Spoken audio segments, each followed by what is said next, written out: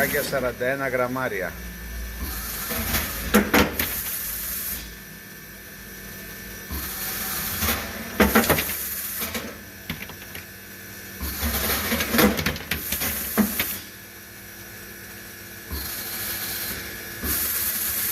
Παραγωγή από 175 κιλά το 24ωρο έως 1200 κιλά το 24ωρο.